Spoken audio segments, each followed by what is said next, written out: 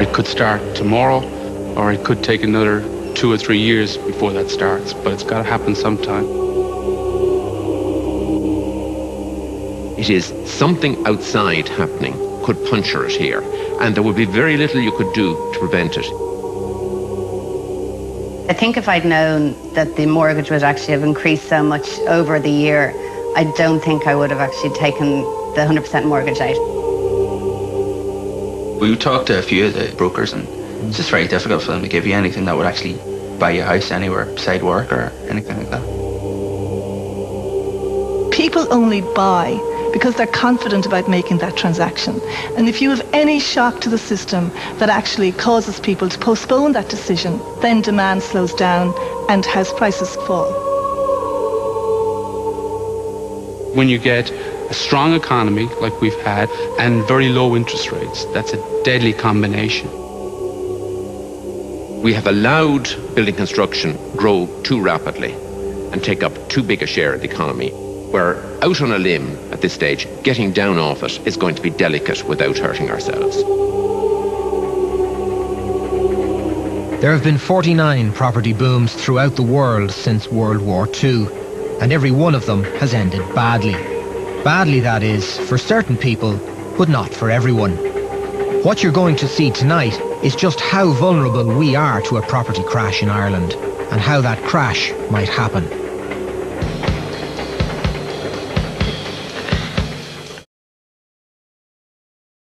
What made the property spree possible was easy credit.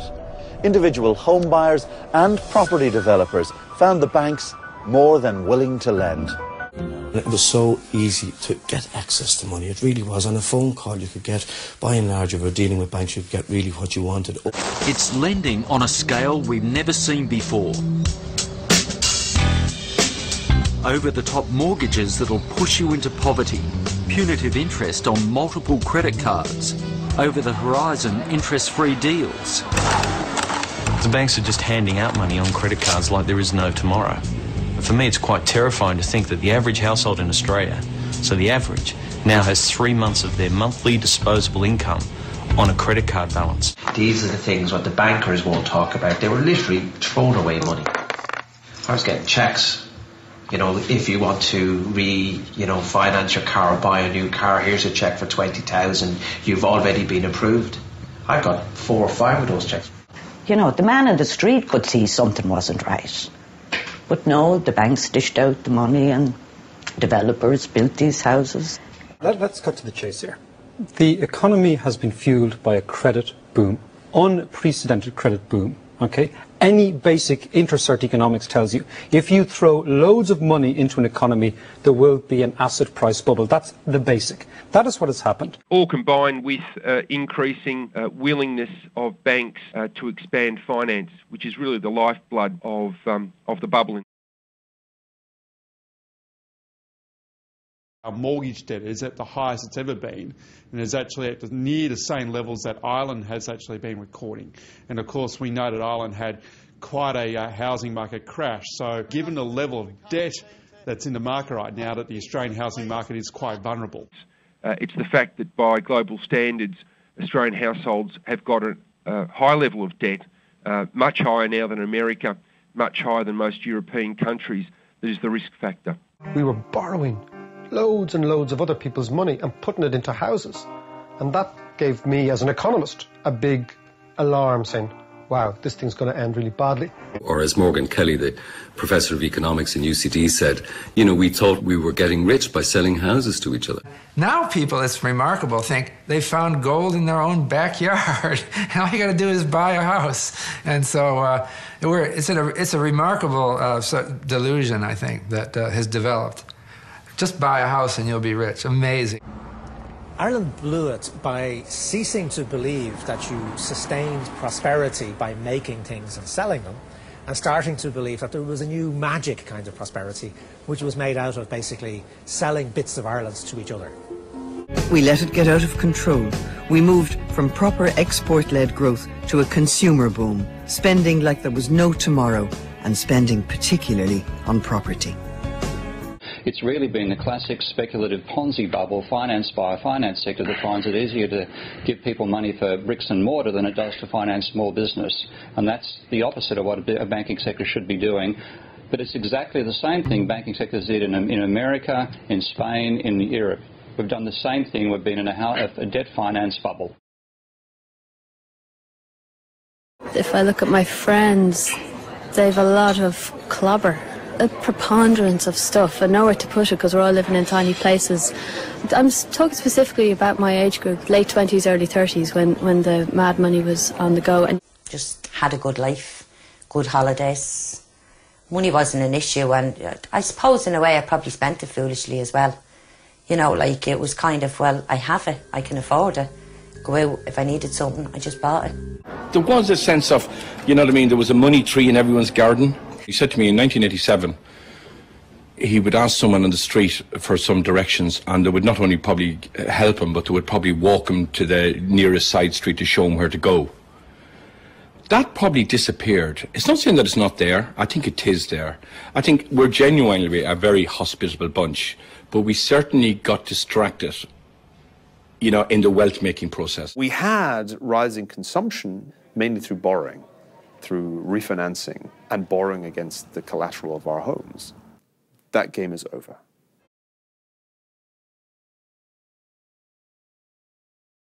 The point on the mortgage is very, very simple.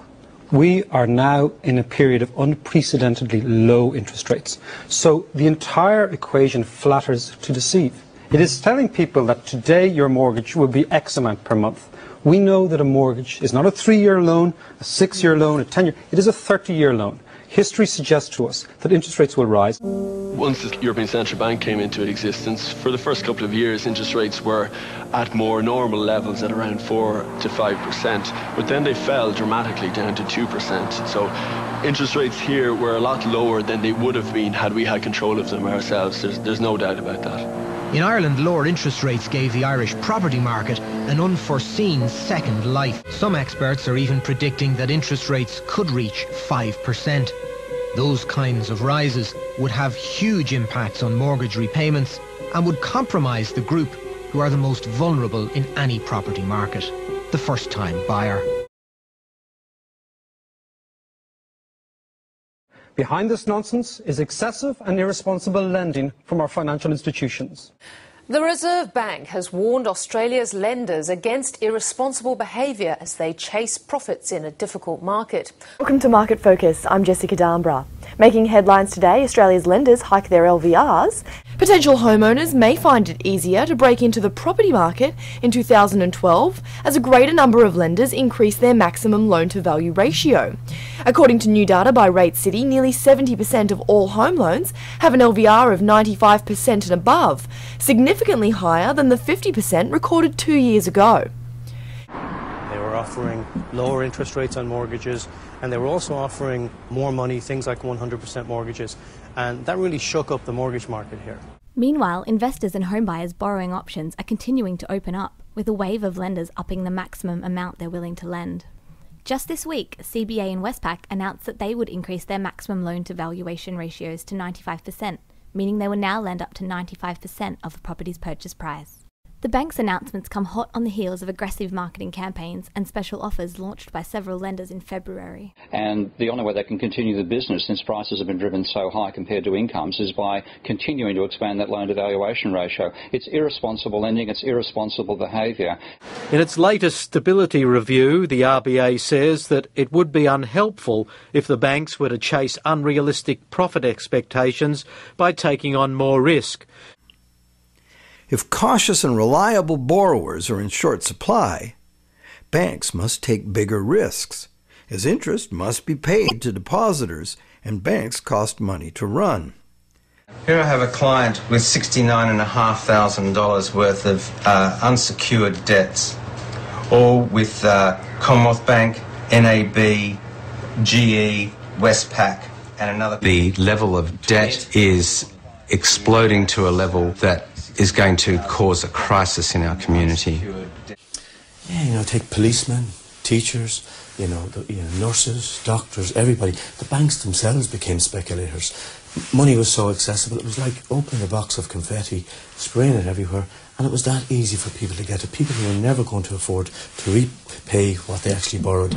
In this country, we've always had prudent and appropriate legislation, regulation to ensure that there is responsible lending practices in place. People are able to access multiple credit cards, multiple loans, multiple, and we're not talking about fringe lenders here. We're talking about mainstream lenders. We're talking about the banks. If you talk to any bank official tonight, what they'll say is every November or December, I sit down with my boss and he says, your target next year is 15% volume growth in lending. But people want these loans, David McWilliams, because they need to buy the houses. My point is, you asked me what's driving it.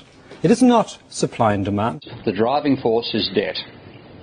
And that's the one thing you don't find the property market lobby talking about, but that's what's really caused the rise in prices. And it is a scam, because the link between the land price and banking profits is inextricable. Anglo had made the fatal mistake of believing property prices would keep rising. When they collapsed, the bank was left with more than 30 billion euros in losses. Australia's banks could be sitting on a potential time bomb. Homeowners are mortgaged to the hilt and house prices are falling. Mortgage debt in Australia at $1.2 trillion is roughly the same as the economy's total gross domestic product. It's a big number and the banks are heavily exposed, with home mortgages making up at least half the assets of each of the big four. Do you think that the Australian banking sector is too exposed to the housing market? I don't think it's too exposed, but it grew a lot over the last 20 years, and I think getting some rebalancing in the business back to other parts of banking is a healthy thing. I mean, it's dramatic, isn't it? It used to be a third of lending with two-thirds business. Now it's basically the other way round, isn't it? It is nearly the other way round. Well, APRA, the banking regulator, has asked Australian banks to stress test themselves within a week on the basis that there is a European meltdown. Now, what that means is that on average, Australia's banks get about 26% of their funding from overseas financial markets rather than deposits from us. And it's possible that that could dry up.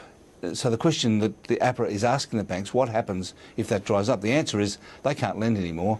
That means the Australian economy goes immediately into recession. If you look at our banks, they are very strong. They are highly capitalised. Their deposits are up substantially.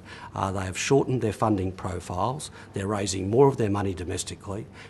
And so there's no, it doesn't matter about what happens in China. If our banks stop lending because they can't get any money anymore, then we have a recession. Are you convinced that there aren't pockets of toxic debt? I'm convinced, and I'm convinced by our regulators, APRA and the Reserve Bank, that our banks are among the best regulated in the world. I think our regulators are highly regarded in world terms, and Australians can be very, very confident in the safety and the security of our banks, and that's thanks to the fact that we've had much more effective regulation and supervision in Australia than we've seen in other countries. I know it now that the way the system was, the pyramid that was there was no foundation to support the madness of the pyramid that took place. From any mortgage provider's perspective, the last thing that they want is customers that are overexposed. An overexposed customer potentially would lead to arrears and is more detrimental to the economy, to customers and to mortgage providers than anything else. So our objective in life is to make sure that any customers we're lending to, it's easily within their grasp to make those repayments. Plus, prudent lending has been much more evident in Australian housing loans than, as an example, the US. Plus, quality criteria to get a loan approved. By the end, they had two mortgages, one at 10% interest, a second mortgage at 20%, on terms they didn't understand. A lot of people don't know really what they're signing and what they're doing, because they don't tell you. They tell you only what you like to hear. Yes, we can save that your house. Unlike the US, Australia is a very highly regulated lending country. I had a young guy come to me that had 5 personal loans, one with the ANZ, one with Commonwealth, one with St George, two with These are GE the people Capital who deal and with the credit casualties. Toyota Finance, a total of $104,000 worth of debt. He was on an income of 48. His income's now down to 36. I'd be very, very surprised if the regulator, APRA, would allow the banks to engage in any remotely risky lending practices, particularly given the experience of the last few years. I think you have to remember that when people take out loans to buy houses, those loans remain on the books of these banks for a very long period of time, 10, 15, 20, 25 years. And if they go bad over that time, the bank also suffers a significant hit. And of course, the borrowers of loans are on the hook. And if they don't make their payments, or if the house price goes down, they are personally responsible to the lenders. As prices began to really take off in the late 90s, the government got economic consultant Peter Bacon to do 3 reports on how spiralling house prices could be tackled. Bacon made a series of recommendations, the key one of which was reducing the tax relief for those investors who were buying multiple properties and whose active investing was putting first-time buyers under pressure. In 2001, Charlie McCreevy introduced this measure and prices cooled off to such an extent that the government became nervous and reversed the measure. The market took off again. Between 2002 and 2005, property prices rose by 45%. The revenue from all this building allowed the government to do things their European counterparts could only dream of. The government was addicted like a street crack cocaine addict to all the revenue that came from the property bubble. The VAT on the sale of building products, the income tax from the workers who built all these unnecessary houses. But property booms are notoriously unstable. When some economists warned this one couldn't last, they were mocked by the then Prime Minister, Bertie Ahern. Cribbing and moaning is a lost opportunity. In fact, I don't know how people who engage in that don't commit suicide. Because, quite frankly, what you need to... 2 years ago, Pat, I had mortgage approval for a house of just over €350,000. Even our own government was saying the worst that might happen will be a levelling out. But the reality is, Pat, that same house is now in the market for €180,000. What sort of advice would you be giving your kids if they're contemplating buying property, but it's very hard to buy property now? Would you tell them to do it? I think it's still a very good investment, and it's the most fundamental investment that people will make in their lifetime. So if they've got a good job, they should be putting some money away to save for a deposit. That's the most fundamental thing that they can do for their future security. And of course, here in Australia, we've got the strongest developed economy. And the feeling I have is that consumers are so protected when we buy other items in the stores, but to buy an apartment and have absolutely no protection, it just seems really bad. It's like that people like me have been let down really badly. Yes, my party got it wrong. I accept that. I've always accepted that as a member of this government. We let the economy overheat. Everyone expected a soft landing. There was no soft landing. And there was a failure of government. There was a failure in the regulatory system. And there was also a failure in public opinion and Parliament generally. But most importantly, there's no value. Do you think a 2-bedroom, 2 up, 2 down in Stony Batter is worth 300 grand? I don't. And if you look at the market, all the people on the tapes earlier on, it's about value. It's about value. There is no value in the Irish property market. The average price of a house in Dublin is now €420,000. With a salary of just under $29,000 each, Barry and Sarah are seeking the help. When you were looking at the Irish property market, what was in your mind? Well, it was a totally overinflated price. Absolutely. Dublin was outrageous for what you were getting, you know. And of course apartments are a cheaper option in a lot of centres as well, so it's the affordability issue that we're seeing drive demand for apartments, particularly in Sydney of course. I didn't really have a choice of going for a 2-bed because the 2 beds were so much more expensive. But even now, There are first-time buyers that have managed to get on the property ladder and are finding themselves locked into mortgages that are hemorrhaging their incomes. So now you have articles like this one which explains that some Australians now owe more on their homes than they are actually worth, and it's leading to an increase in the number of families who are behind on their mortgage payments. As the affordability in the major capitals is an issue, we'll see a shift in where people are buying, and people will look outside those metropolitan areas to the fringe.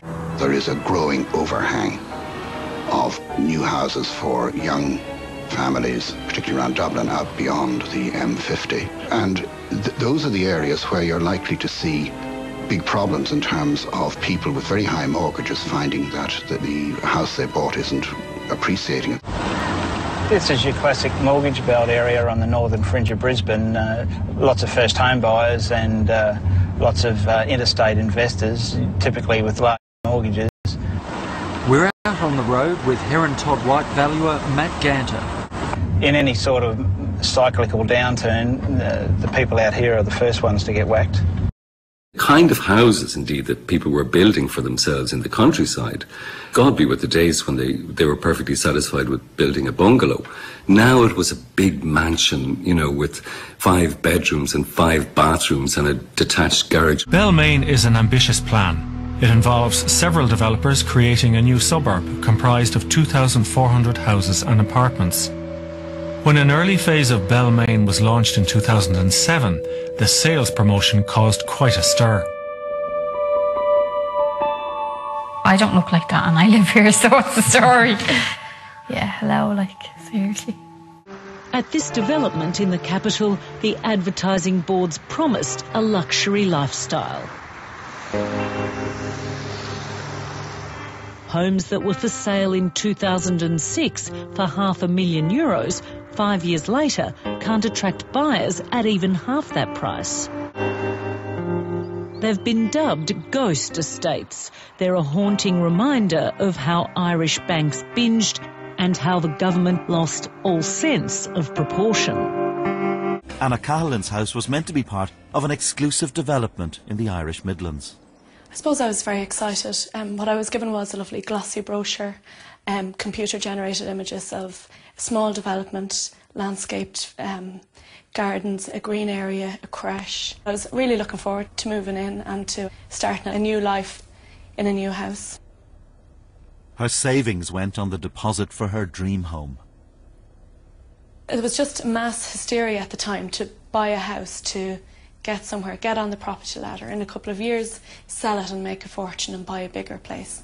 Now when you drive into the housing estate and you see there's no street lights, there's no permanent road, it's actually a temporary surface that's down. The footpaths aren't finished. There's open foundations with pipes sticking up through them. Her house is worth just over half what she paid for it, on an estate that's become an embarrassment. You know, people drive up and down here on a Sunday. You watch cars come in. At the start, I thought it was to view houses with a chance of buying. Now I think it's just to come in and just see how truly awful estates have been left. You're like animals in a zoo. Really, yeah, we are. 2 years ago, Pat, I had mortgage approval for a house of just over €350,000. I've a modest wage, and it just didn't feel right.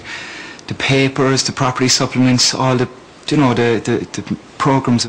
Trainee nurses Sarah and Barry are getting married next year and would like to buy a home, but aren't feeling too confident about getting a foot on the property ladder, even though in 3 months' time they will both be fully qualified and earning full salaries. We're renting at the minute. We've been renting for about 2 years now. We friends of ours, like, rushing to get a mortgage, and they get a mortgage, and you say, how much are you paying? Oh, €1,700 a month, and you're like, that's your whole salary. Do you know? And I don't know really where you're meant to start. There seems to be nothing there. Like, people just seem to plod through it and hope for the best. Don't they? Yeah. Linda Mullen is a teacher in Dublin, renting a studio apartment in Donnybrook for €750 a month. She sees no point in thinking about buying. It's a complete fantasy. I mean, when I did the research, basically there was no way that it was going to be possible for me to buy anything. I mean, my salary is about €38,000 a year, and even if a bank or a mortgage lender was going to give me 4 times my salary, which they say they wouldn't anyway, I'd still only be entitled to about €160,000, and I don't know where I could buy somewhere for €160,000, and that's not even thinking about getting the money together for the deposit. Because when you thought about paying $250,000 for an apartment, it was sick when you opened up the paper and you saw it take 5 or something. An increase of about 0.25% in the European Central Bank rate is going to increase your mortgage every month by about €100 to €110 per month. Again, that down on top, as I said, of gas, electricity, you name it. Everything. The price of fitting out a new house. Yeah, do you absolutely. know everything that comes with it? Yeah, unfortunately, you're stuck with payments, as I said, about $1,700, and for 35, 40 years. Absolutely. That's absolutely crazy. How does anybody get onto property ladder at that rate? Do you know? How can anybody have any life? I don't think does everybody stay inside all the time? Right, so I'd have a double JD, please. It's simply unaffordable at the level it is now. The proportion of Australians who can afford to pay for the median home has dropped well below the actual median of the population. Can you afford to buy it at this price now, comfortably? Pat, being able to afford to buy and being able to afford to repay are two different things. With the amount of wage cuts that we've had in the since the last budget, and young people in my situation, Pat, we're just too worried about our ability to repay and being forced into negative equity. People who bought their houses from the 1980s onwards found themselves in the middle of a huge economic boom, which provided them with a once-in-a-lifetime payout that they just weren't expecting. In urban areas like here in Ranelagh, people who bought as late as the late 80s and who had fairly standard careers as teachers and civil servants found themselves suddenly, as demand for property escalated, property millionaires. The average price of a home in Sydney has doubled in the last 10 years. That's racing well ahead of incomes, well ahead of salaries. But I wish they were here 10 years ago telling us that 10 years from now, houses are going to cost 225% more than they are today. Annual rises of 10, 15 and 17% started to seem normal. I think when one looks at how far they've come, it's breathtaking really in such a short period of time. I think when the house price boom began back in 1995, 1996, the average mortgage certainly was of the order of €60,000. The average mortgage or loan approval today is about €160,000. You really have to stand back from it and say this has been the most spectacularly unusual period in terms of house prices. We paid $460,000 for the house. The price at the time I thought was disgraceful. Everybody had been saying it is going to happen, it is going to happen. We didn't think it was going to happen when we decided to buy a house. And in hindsight, I do look and go, oh, were we mad? If I think about it too much, I just feel sick. So I try not to. Are we in trouble with a property bubble? Some experts are warning that Australian real estate prices are inflated and property values are set to go south. But are there already cracks appearing in the Irish property market? The warning signs have been continuously coming from many quarters over the past 2 years. The IMF, the OECD, the Central Bank, they've all warned about overheating in the property market. A survey of property prices has predicted a slump in the property market here. The study, carried out by The Economist magazine, suggests that house prices in Ireland will drop by around 20% over the next 4 years. It says that in many countries, the stock market bubble has been replaced by a property price bubble, and the bubble is going to burst. The report is based on data from estate agents, lending institutions and government agencies. House prices have tripled in money terms since 1995, in less than 10 years. So what we've seen is, first of all, lots of people are affected. Secondly, a very rapid house price rise. And so that's why Ireland is one of the countries most vulnerable to a reversal of that trend. The advice from The Economist to anyone thinking of buying a property is to wait until prices have fallen. They say anyone who needs to move for work or family reasons should sell their property and rent until prices drop. A 20% drop would only put us back at the levels of last year, which it's thought would not cause any great dismay for homeowners. Eileen Whelan, RTE News. International research, including by the IMF and The Economist, has recently suggested Australian house prices are overvalued. The International Monetary Fund has downgraded its forecast for economic growth around the world next year to just over 4%. And tucked into its report is a warning to Australia about expensive property prices. The Australian residential market is unaffordable and overvalued by as much as 15%, according to the International Monetary Fund. Well, a couple of economists on the staff of the International Monetary Fund have felt the urge to write a special paper on Australian house prices. To cut a long story short, they conclude that they are overvalued by 5 to 10%.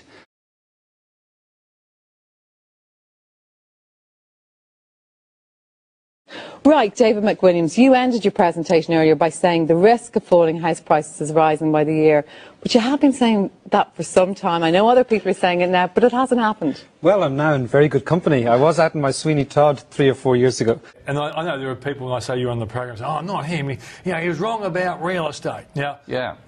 To date, in a sense, you have been wrong. Just because the prices haven't fallen by...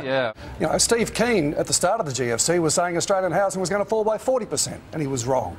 10 years ago, former central bank economist David McWilliams was the first in Ireland to warn that the Celtic tiger was about to experience a slow and painful death. I just said the housing market is going to not only weaken, but it's going to collapse. And when it collapses, the banks will collapse, and more to the point, when all this happens, a generation will be stuck with huge mortgages in negative equity. House prices are a bubble that may burst. That case is put by the economist and broadcaster David McWilliams. The Irish housing market is a scam. It is an enormous financial swindle that could potentially confine an entire generation of young Irish workers to years of bad debt. Most of the voices we've heard over the last year have been very negative, but still house prices rise.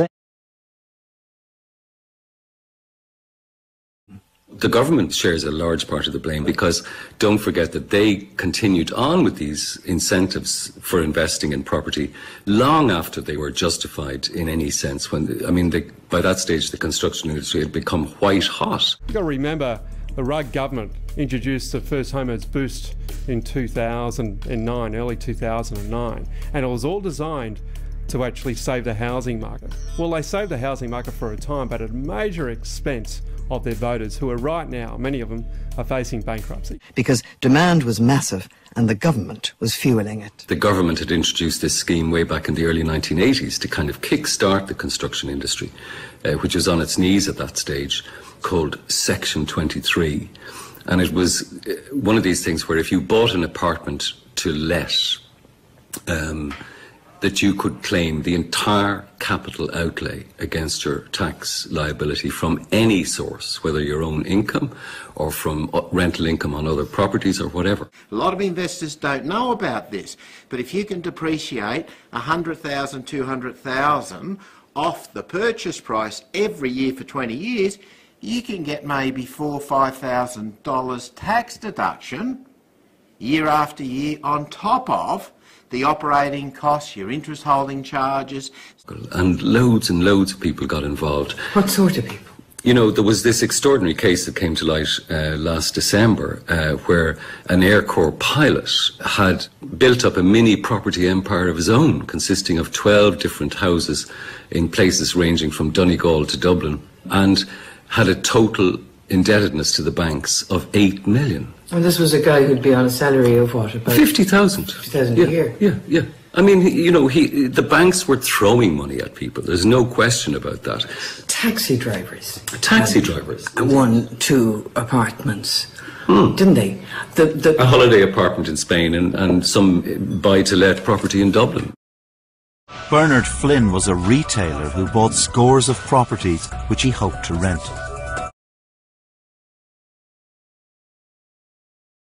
Well, certainly we can look forward to 2012 with some confidence. I think the 2012 will be a year of recovery. Resi CEO Lisa Montgomery says the undersupply of housing in Australia is one of the main reasons she can't see a housing dip happening here. We're currently undersupplied in this country by about 200,000 homes. I don't believe that there's a property bubble for the simple reason that we have got an acute undersupply of housing. Now could be a great time to take the step up to home ownership.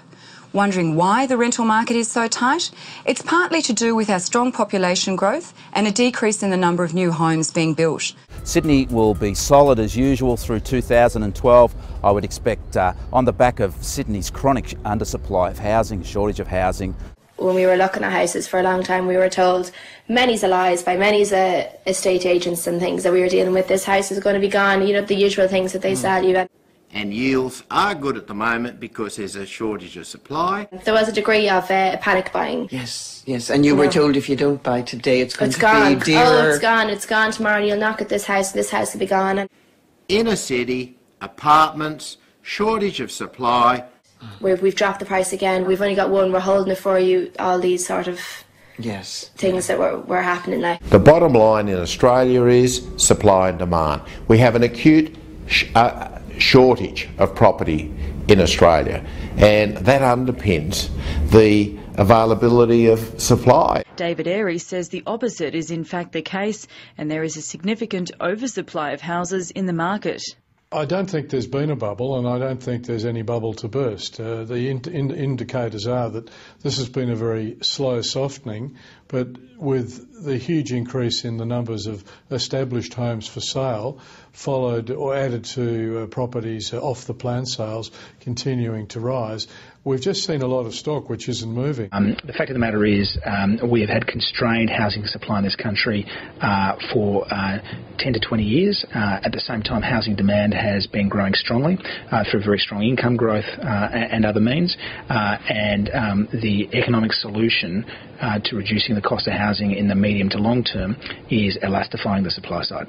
One, affordability is a big issue in Australia. That's not going to change, so let's everyone just get over it, because land ain't going to get cheaper, labour's not going to get cheaper, materials are not going to get cheaper, the councils aren't going to lower their rates and fees. So the reality is the prices might stay the same or go up in value to cost or to build a property. I can't see that going down. Now is a great time to buy. So it's becoming more expensive to rent and more affordable to purchase a house. Selling out now. You should be buying now before things really heat up. Lauren Cross from the Australian Property Investor magazine says we've reached the bottom of the market and there's only one way for it to go. The only way is definitely up for the property market, because this truly is the year of great buys. Cameron Cusher from RP Data warns we shouldn't get our hopes up. Anyone looking to get in really needs to be aware that it's not going to be rapid growth in property values over the next couple of years. Don't buy in the expectation that you're going to make a quick turn, but you're going to see gains over the next couple of years, unless the economy absolutely collapses, and that's most unlikely to be the case. Okay.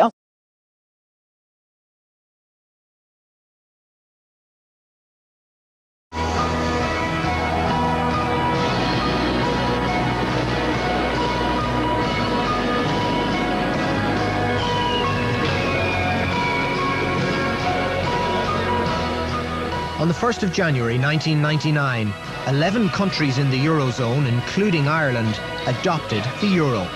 The euro promised us low inflation and low interest rates. I'm glad that Austin mentioned EMU and other countries. But the fact that we're in EMU, the fact that most of the European economies aren't seeing anything like the growth we've had in Ireland over the last while. Ireland's property boom was fuelled by cheap credit that poured into the country after it joined the European Monetary Union a decade ago. On the back again of strong economic growth fuelled by a resources boom, with Western Australia with over $100 billion worth of resource projects set to commence next year, all the signs are very positive for strong prices growth in Perth and certainly prices growth in most of the other capital cities in Australia. He's wondering how the resources sector will impact on the Australian housing market. Well, I think absolutely we've already seen the impacts from the resources sector, particularly in the small mining towns like the Bowen Basin or the Hunter region of New South Wales. The Pilbara in Western Australia is another really good example that has really driven housing values upwards and also rental rates. The economy is still generating jobs here. Income is still growing. People still have the wherewithal. The key issue our new buyers have to ask tonight is, do they think they will be in a situation themselves to fund a mortgage? And in terms of the general economy, jobs will remain there. You still will have jobs in the economy, much healthier than in the past. In the last recession, 1990-91, a severe recession, double-digit unemployment, the average Australian home actually held its value. Most people don't consider that. During the last recession we had 20 long years ago, when we did have double-digit unemployment, when we had massive interest rates going into it, Australian housing, the average housing, held its value. So there you go. Put your mind at rest. Back in the 80s, late 80s, there was double-digit unemployment, double-digit inflation, and oversupply. The market was hopeless in oversupply. There were empty apartments units, well, there weren't apartments units in those days, everywhere. Now there's no oversupply. Rates are pretty much historic lows, and realistically that's as low as unemployment rate as we've seen. It all adds up to at least a steady market, even though the confidence is low.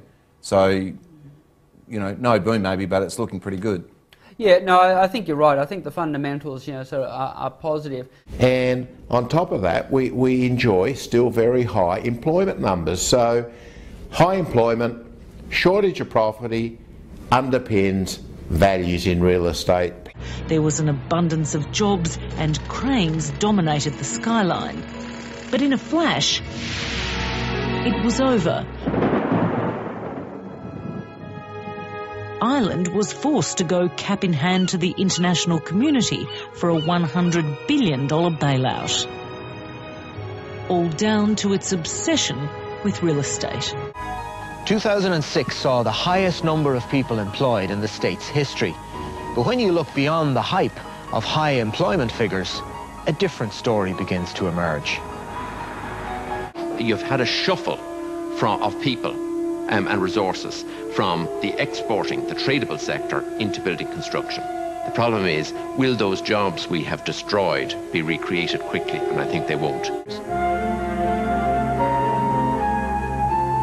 Toy and game manufacturer Hasbro said it was laying off 140 workers at its factory in Waterford City over competition from China.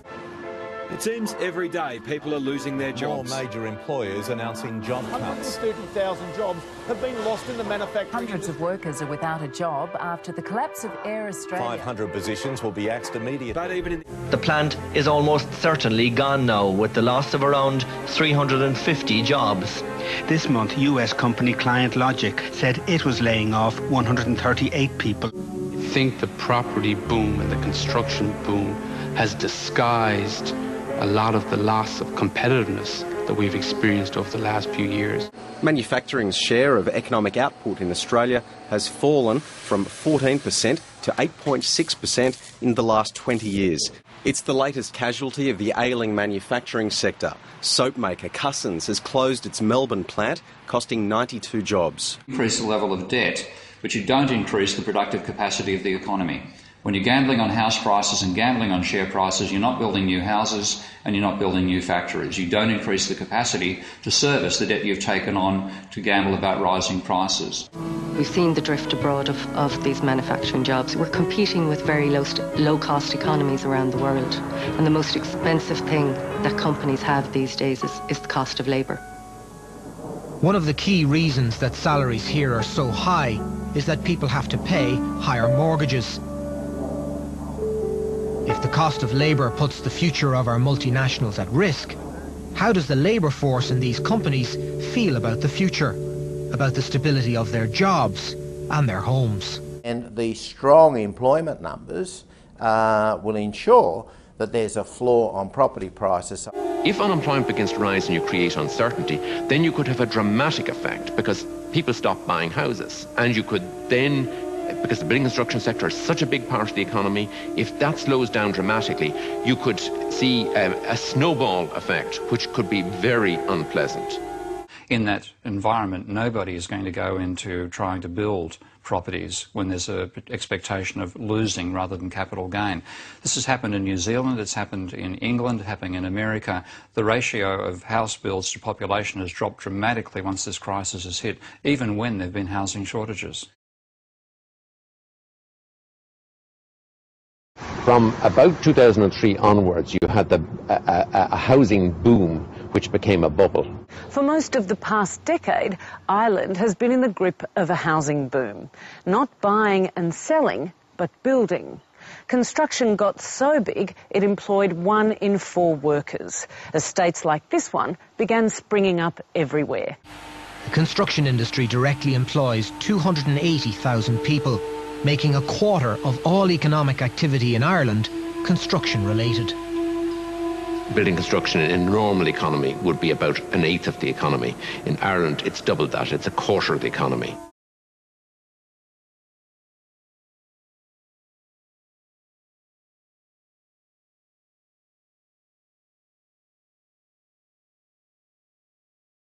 If jobs were lost in construction, it could cost the economy billions, leading to a knock-on of further job losses in related industries, which have grown as a result of this housing boom. You've had a shuffle of people and resources from the exporting, the tradable sector into building construction. The problem is, will those jobs we have destroyed be recreated quickly? And I think they won't. Because of the property market boom and the big increase in construction activity, we now think, or at least some people do, that we can grow quickly based on construction, and we no longer need our exports. And that, I think, is a very dangerous idea. In actual fact, if you look at the demand equation, demand, people say, most experts say, is about 45,000 new houses. We are building 62,000 new houses. We have already achieved that. If it was about demand, prices would have fallen already. Melbourne's had a boom in apartment growth or new apartment construction over the last 2 years. So it'll be interesting to see just what impact that has on the marketplace. But over the past 6 months, a kind of paralysis has gripped the Irish property market. The phenomenal and seemingly unstoppable rise in house prices seems to have finally levelled off. No, I don't believe we are in a bubble. We are seeing some stabilisation in certain areas, especially where I am on Sydney's lower North Shore. We're seeing stabilisation of prices. The media are full of experts with conflicting messages about the health of the property market. Opinion, as ever with this prickly issue, remains divided between those who say the bubble is bursting and those who think housing is in for a soft landing. What you tend to get is, in periods of stagnation in property markets, prices just go nowhere for quite some time, or they grow at a very slow rate, and incomes catch up and rents catch up. And that corrects any excesses that may have been in the market. So it's hard to see prices falling, and certainly hard to see them falling significantly. Generally what we're seeing is that when I talk to real estate agents, they're all saying the same thing, that they're actually seeing stabilisation of prices. Banks and lenders reassure us that if house prices do fall, we can expect a soft landing. Look, I think the market's likely to be soft, and what I've been trying to point out is that the days of house prices doubling and redoubling are probably over for some time. But I don't see the house price collapse as anything in a realistic prospect. It's just going to be a period of soft growth in housing or relatively flat prices. There have been statistics produced by various bodies, including the OECD, to show that housing booms are frequently followed by crashes. But I would have a view which is shared with many of my colleagues, which is that the most likely scenario for the Irish one is a soft landing. Now, why should that be? It's because of the fundamental factors in the Irish economy. It's because of the affordability, because of first-time buyers. But of course, there are people who are not first-time buyers, and many of them are in extremely favourable situations. Oh, we're certainly seeing a soft landing in the housing market. I don't believe that there's a property bubble for the simple reason that we have got an acute undersupply of housing. But there could be a period of stagnant house prices, just like you saw an incredibly strong period of house price growth for a decade. However, others tell a different story. You don't get falls of 5 or 6%. Either you get a stabilisation or you get a big fall. Remember, housing market is an asset market, and asset markets, be it stocks or bonds or houses, are very volatile, and they don't get nice, smooth adjustments. I could name you 30, maybe 40 hard landings after studying booms and busts in other countries. I cannot name you one instant of a soft landing. Housing markets just don't work that way. It's just very, very difficult to pull off a soft landing. Oh, we're certainly seeing a soft landing in the housing market. This could also depress the rental market, with investors searching for tenants to cover their new mortgages. Out of the 280,000 people employed in construction, 30% are foreign nationals who are unlikely to stay when construction takes a downturn. Taxi drivers. 1, 2 apartments, didn't they? A holiday apartment in Spain and some buy-to-let property in Dublin, you know, which was making good rental income because there was a huge influx of people from overseas, particularly from Poland and some of the other newer countries in the European Union. And they came to Dublin because the construction industry was booming, there were loads of jobs to be had, and they needed places to stay. Most of the lads living with me, we are renting the apartments or houses. How long we have the job here and good conditions, we stay here. I tell you that thing, if the start to be problem with the job here from all foreigners, they just going back to countries, that's it.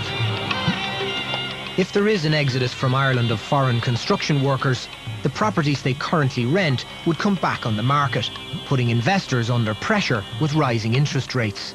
Some landlords may decide to sell.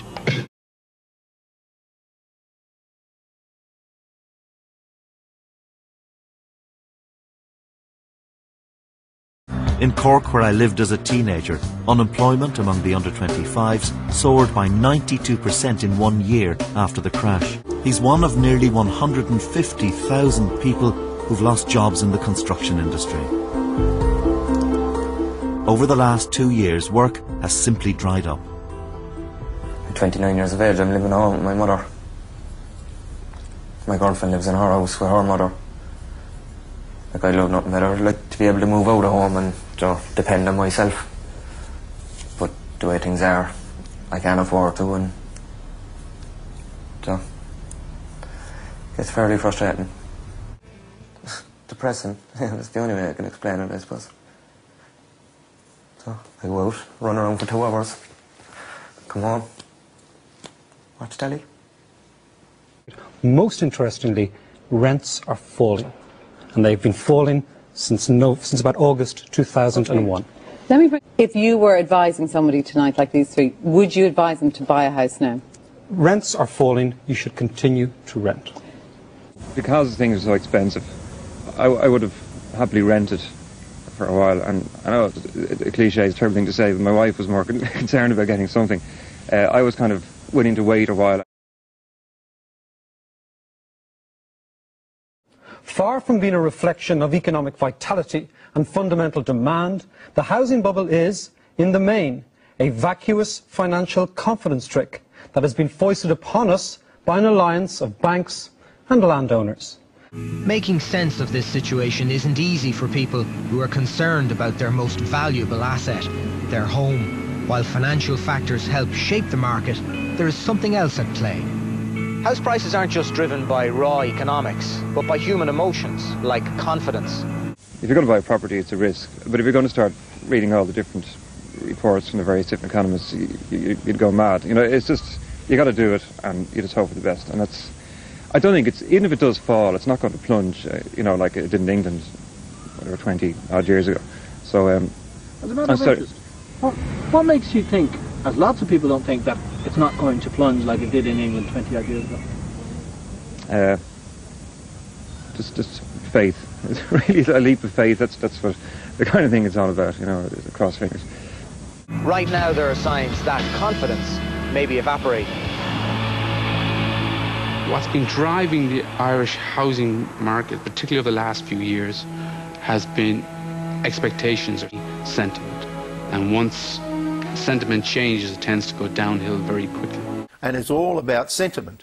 And what's clear is that people, ordinary people in households, are a lot more anxious about the future than they were, and that is causing them to cut their spending. Times seem to be getting tough. I've got all this debt.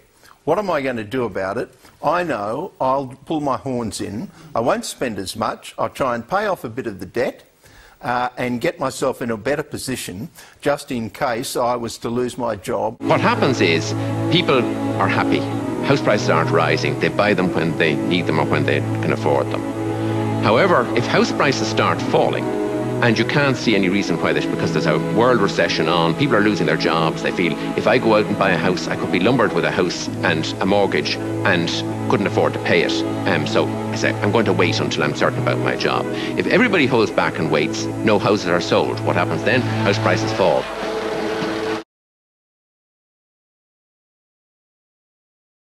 First-time buyers are particularly important to the health of the property market.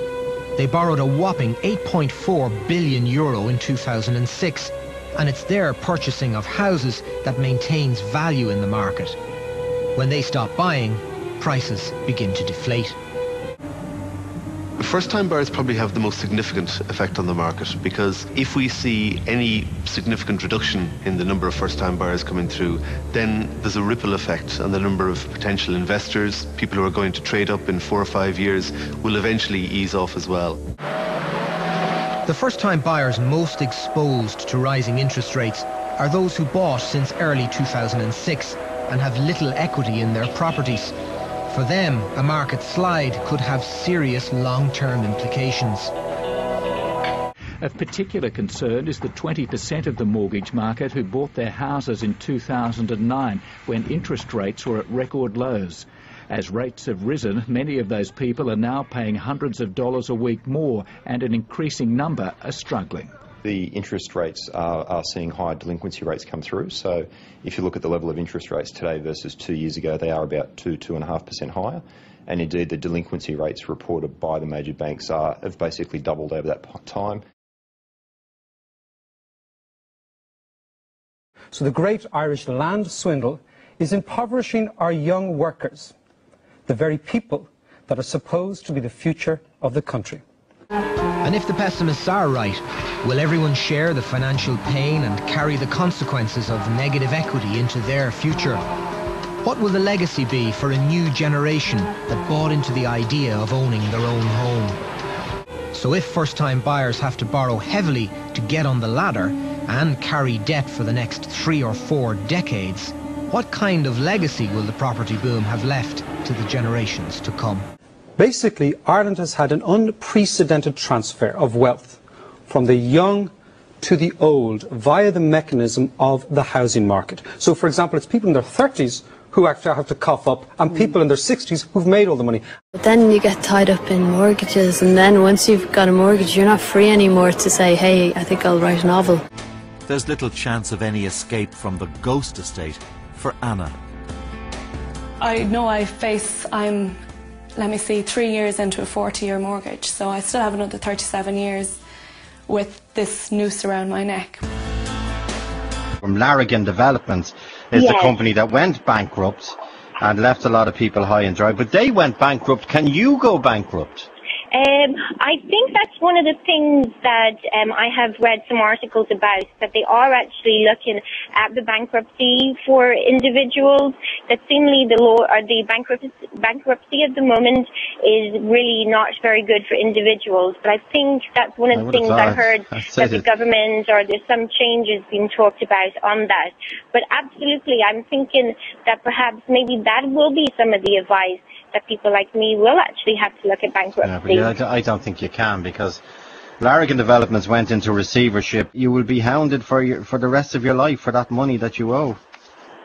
Unfortunately, because you're one of the little people, Andre, unfortunately. I am, and there doesn't seem to be very many options open to me.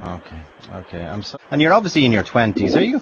I'm in my 30s. In your 30s, okay. Yes. You're very young. Many of the boys are planning a future outside of Ireland. If people now, after a generation of politicians and bankers causing such a mess, if they're placing their hope in our generation of coming out with fresh ideas and fresh thinking, they'll be very disappointed, because children are the future. These children right here are going to be leaving the country. All our young people are going. It's not only the immigrants that have come into the country. Some of them are gone home, some of them aren't. It's all our young people, all our own are going. 50,000 Irish people are expected to emigrate this year. Many are likely to end up in Australia, which has avoided the worst of the international recession and is facing a shortage of skilled workers, especially in engineering and construction. With me bundling on my shoulder, my shillelagh in me hand, for to ramble the bushes of Australia like a true-born Irishman. And when we reached old Melbourne, well, the ladies danced with joy. Says one of them to the other, here comes the Irish boy. It would show a certain facing up to their irresponsibility and their greed, and also to give a little comfort to perhaps a whole generation whose future in this country, has been taken away from them. The Irish have made laughing at themselves a national sport, even in a crisis. Wonderful. So now I'm in negative equity. For those of you who don't know what that is, negative equity means that what you owe the bank is far more than what the house is worth. And if you don't know what that feels like, I would say that buying a house at the height of the boom and then going into negative equity, it's a bit like marrying somebody who then very quickly lets themselves go. In that you were never going to leave anyway, but for some reason now you feel more trapped. Average house prices are now 35% less than at their peak in 2006.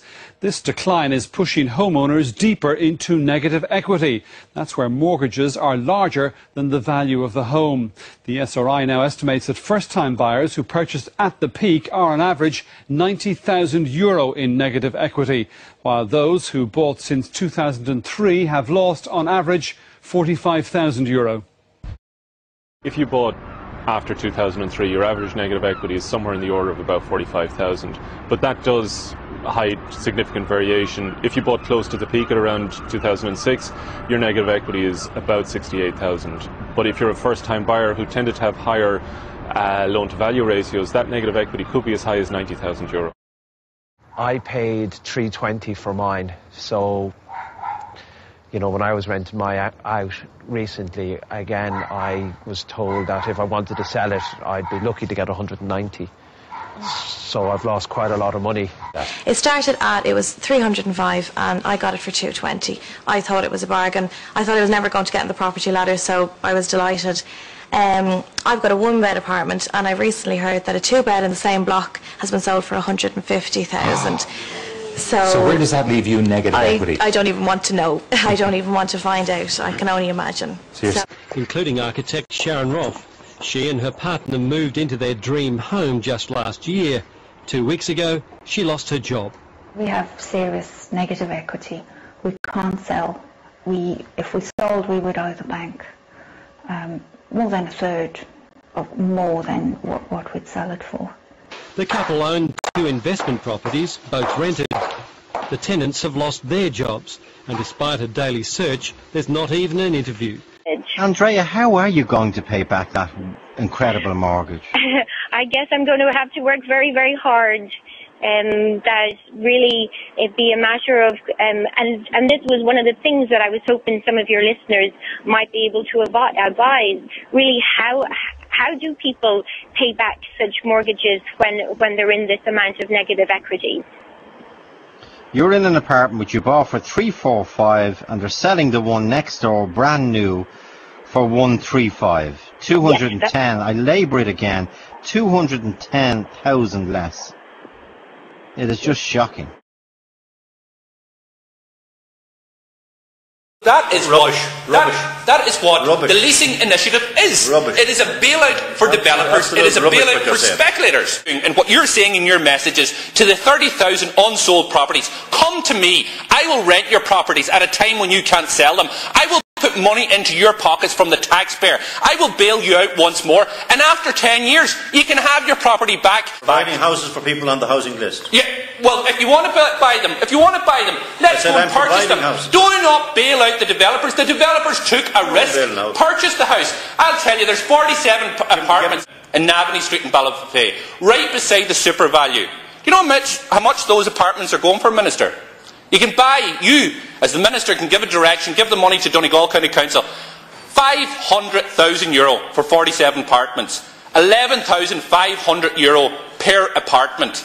But hang on, no, you don't agree with buying those houses, because what you'll do is, if the developer's okay, your message is, no, come to me, I'll actually rent them off you. You don't worry about it, we'll pay your mortgage over the next years, we'll bail you out over the next 10 years, and see when things get good again, sure, sell them off to the biggest, the biggest price that's going. And that's what it's all about. And this whole nonsense about knocking down houses is again just another attempt to feed the property boom that has fed the coffers of your party and who has got us into this position. The federal government today announced a new scheme subsidising 50,000 new rental apartments being built by the private sector. That will help low and moderate income working Australians. Housing is the biggest cost of living issue for people. It's the single biggest household expense, and I'd want to know why we aren't seeing more action on trying to take some of that pressure off people. Well, certainly we have put in place probably the biggest investment in social housing in our history in the last couple of years. That's very important, but we're not getting enough private investment in housing. That's got a lot to do with the fact that the private investors are not moving into the market. We've got to encourage that. First tonight to Australia's precariously balanced housing market. As Australians tighten their belt in the wake of the global financial crisis, house prices are falling. It's a situation with serious implications for not just the banks, who are highly leveraged to housing, but for the whole economy. The dominoes started to tumble. As developers got into trouble, they couldn't pay back their loans. The major Irish banks were now dangerously exposed. By the end of 2008, Anglo and the other banks were facing collapse.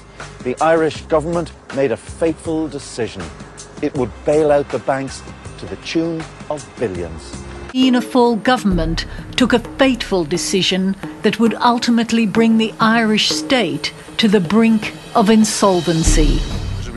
It announced the government would guarantee every bank in Ireland, a decision the Finance Minister Brian Lenihan justified to Parliament as vital to prevent a run on the banks.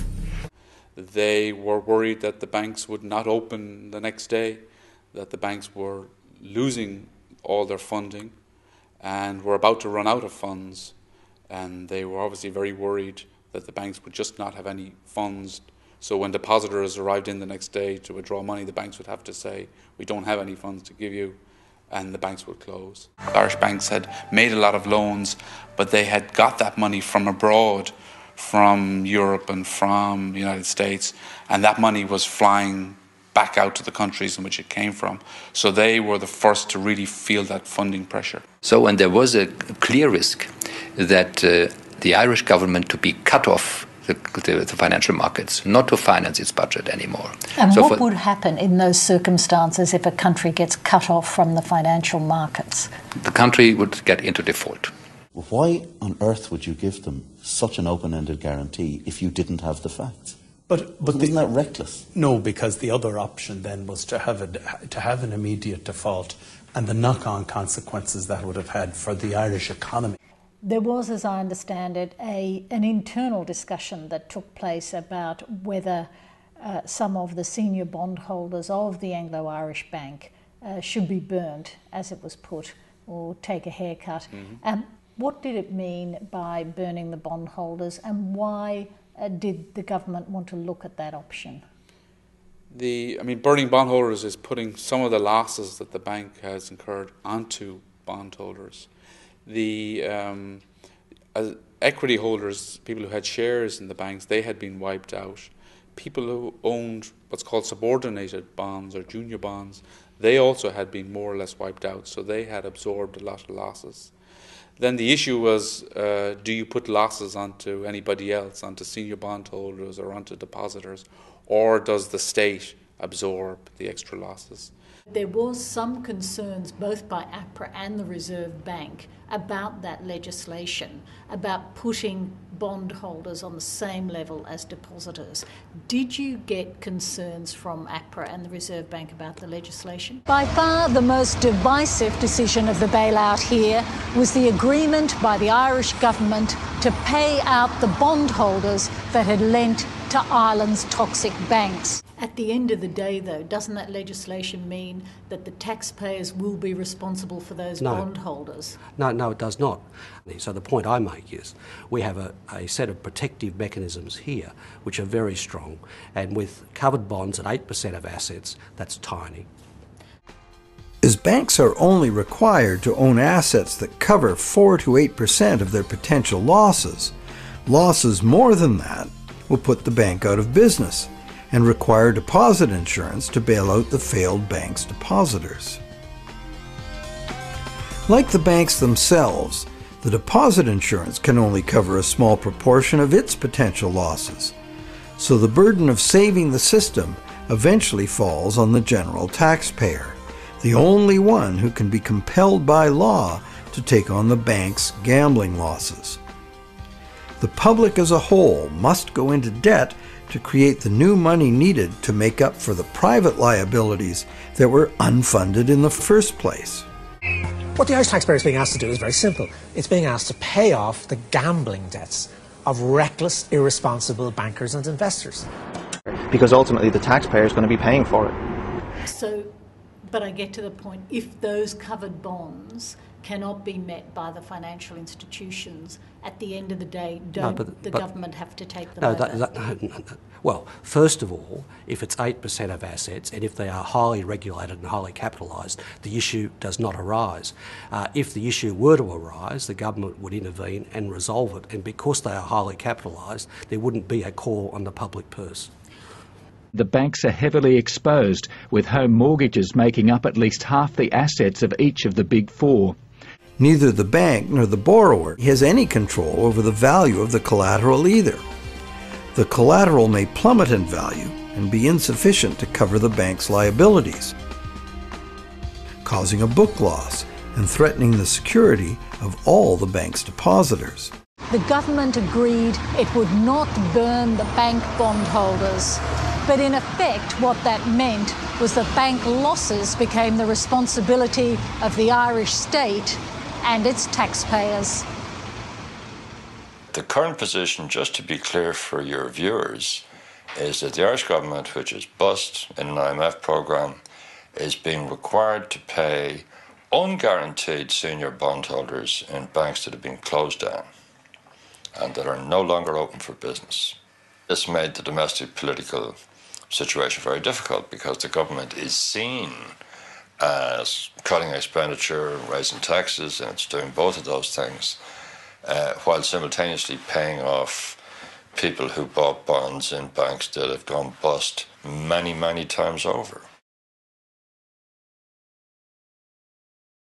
Thank you both very much. I'm going over to our three potential house buyers to ask them what they think. Obviously, the big concern for them is that if they buy, that the house prices won't plummet.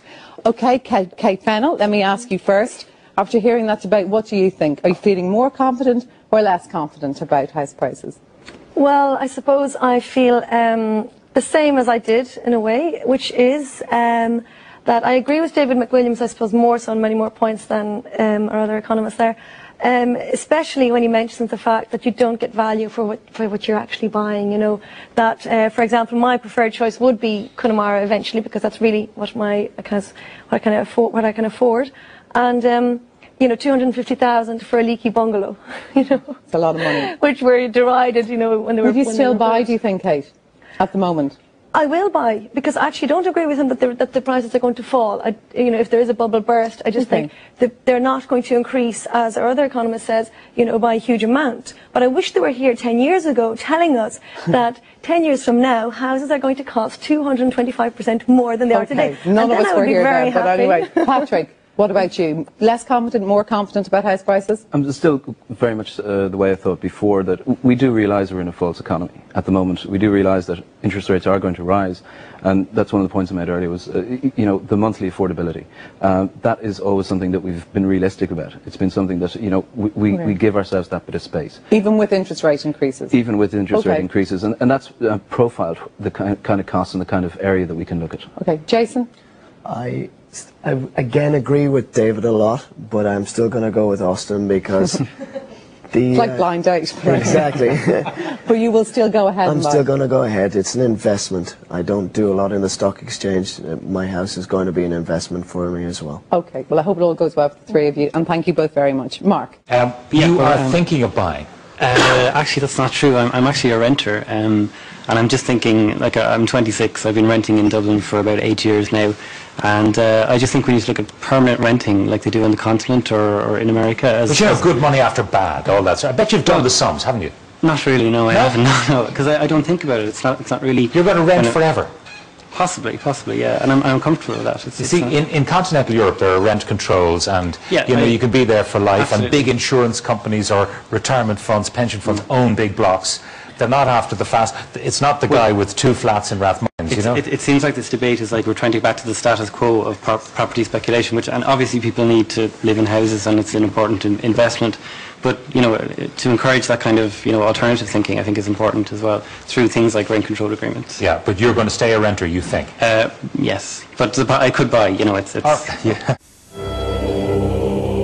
Remember, housing market is an asset market, and asset markets, be it stocks or bonds or houses, are very volatile, and they don't get nice, smooth adjustment.